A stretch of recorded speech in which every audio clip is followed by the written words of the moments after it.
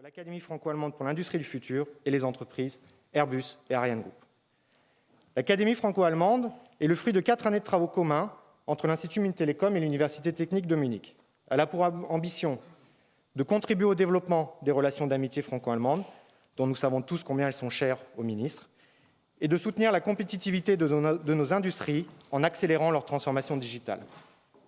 Concrètement, cela se traduit entre autres par la création d'un club de partenaires, aujourd'hui offiziellement rejoint par Airbus et Ariane Group. Wir in Bayern ein guter Partner dafür.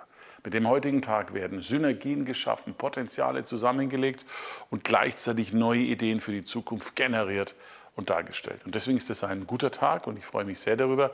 Und wir sind bereit. Wir sind bereit für diese nächste Stufe der Entwicklung, für die nächste Stufe der Rakete, wenn wir in der Raumfahrtregion bleiben wollen. Dies ist für uns ganz entscheidend. Deswegen viel Erfolg, alles Gute dabei. Und wie heißt es, da ich ein Fan von Stratec bin, live long and prosper.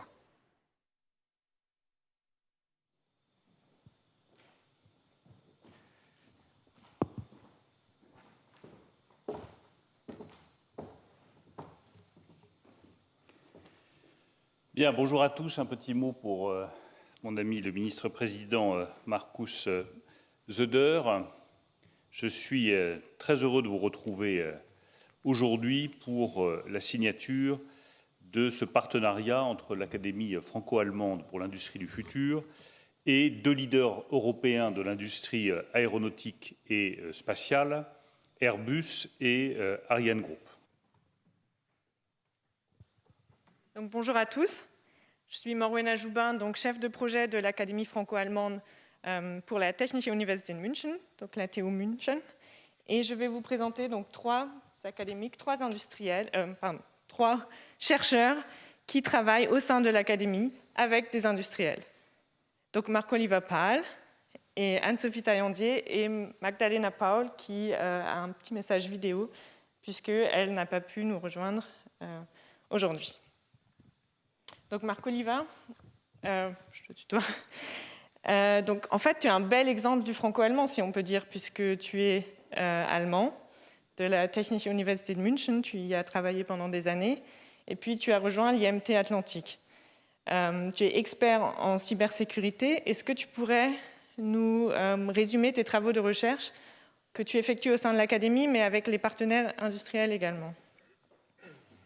Oui, donc merci beaucoup Morwena. Donc en cas que vous doutez ce qui s'est passé avec ma voix, j'ai blessé la voix dernier septembre et ça améliore peu à peu. Donc je suis pour le moment directeur de recherche, ce qui est pour ceux qui ne connaissent pas un professeur sans obligation de faire l'enseignement à l'IMT Atlantique à Rennes.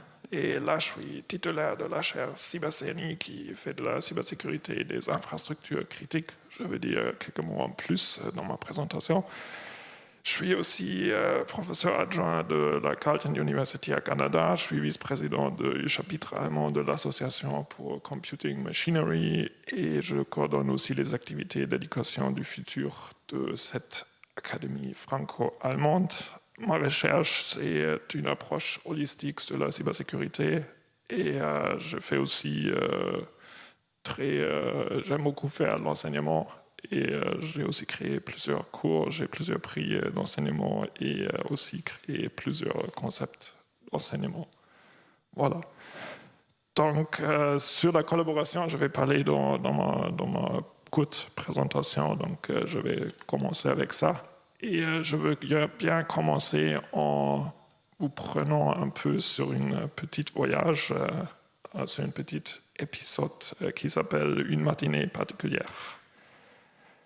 Ce matin, je mis en marche la machine à café, mais elle n'a fait qu'un bruit étrange. Je bus de l'eau du robinet, mais le goût était dégoûtant.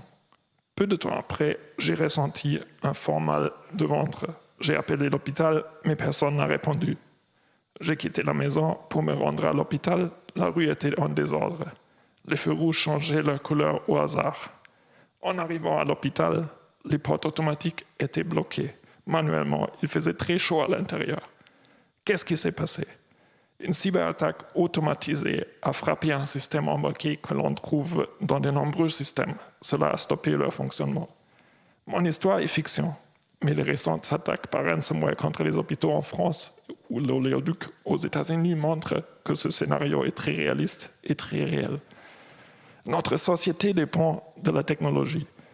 Pour prévenir les incidents comme celui dont j'ai parlé au début, nous avons besoin de recherche, de pratique et de sensibilisation en matière de cybersécurité. Dans ma chaire cybersécurité des infrastructures critiques, avec nos partenaires industriels, notamment Airbus, Amonsus, BNP Paribas, EDF, Nokia Bell, FC, SNCF, nous travaillons sur des méthodologies, des algorithmes, des pilotes et des outils pour faire progresser la cybersécurité dans 5 axes. Prévenir, qui consiste à prévenir les incidents de sécurité, mettant en œuvre ce qu'on appelle sécurité par conception. Détecter la surveillance continue en l'analyse des données avec des méthodes dynamiques telles que l'apprentissage machine. L'humain dans la boucle permettant aux humains d'interagir de manière informée et naturelle avec la complexité de la cybersécurité. Là, nous travaillons sur des nouvelles interfaces incluant l'immersif 3D, réalité virtuelle et mixte, et cela permet aux humains d'explorer littéralement des données de cybersécurité. Atténuation pour défendre des attaques automatiquement, incluant ceux qui sont dynamiques ou nouvelles, et finalement éducation, parce que la cybersécurité est une entreprise holistique concernant chaque citoyen. Dans le cadre de la GFA, nous encourageons les dialogues entre les experts cybersécurité, de l'industrie, de l'enseignement et de la recherche, de la politique.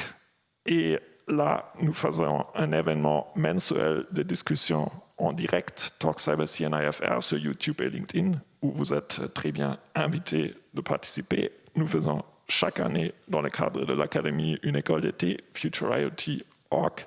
Nous faisons des cours en ligne des MOOC pour l'enseignement et nous enseignons naturellement aussi notre future élite d'ingénieurs à l'IMT. La recherche sur cybersécurité nécessite de prendre en compte de nombreux points de vue. La collaboration franco-allemande y est une grande aide. Les différents contextes dont les chercheurs de part et d'autre du Rhin, y compris le contexte politique, juridique et culturel, contribuent grandement à l'examen de diverses perspectives. Les partenaires de la GFA sont extraordinaires et permettent une excellente collaboration. Sans le cadre formidable qu'offre l'Académie, mes échanges avec des chercheurs allemands seraient définitivement moins nombreux. Le travail dans le cadre de l'Académie est devenu ma réalité. Je ne veux pas la manquer et elle me manquerait beaucoup. Permettez-moi de conclure en vous félicitant ainsi que le gouvernement français entier pour avoir augmenté l'investissement de manière significative dans la cybersécurité. De ma courte intervention, j'espère avoir pu faire passer le message que je considère comme impératif que la cybersécurité figure parmi les premières priorités de la recherche et du développement, en France, en Allemagne, en Europe et dans le monde. Avec toutes les avancées technologiques que nous utilisons et auxquelles nous nous habituons, les coûts monétaires et sociétaux des attaques réussies augmentent chaque jour. Une augmentation de l'investissement dans la cybersécurité est définitivement payant. Enfin, je vous invite cordialement tous à la chaire CyberCNI si vous traversez la capitale de la région cybersécurité en France, la Bretagne, Rennes, la prochaine fois. Chez nous, nous avons beaucoup d'expériences de cybersécurité à explorer, incluant les plateformes d'industrie du futur et des interfaces immersives et beaucoup plus de choses. Merci beaucoup pour l'attention et j'espère de vous voir dans une prochaine édition de Talk Cyber CNI. Merci. Merci Marc Olivin. Merci pour ton engagement au sein de cette académie, pour cette approche collaborative que tu représentes, que tu défends autour de la thématique de la cybersécurité. Et merci pour ton exposé, pour cette histoire fictive, mais qui peut en fait arriver à tout le monde, chacun d'entre nous. Merci beaucoup, et merci beaucoup aussi pour la possibilité de parler ici, parce que c'est toujours un plaisir d'être dans l'académie et de travailler avec tous les acteurs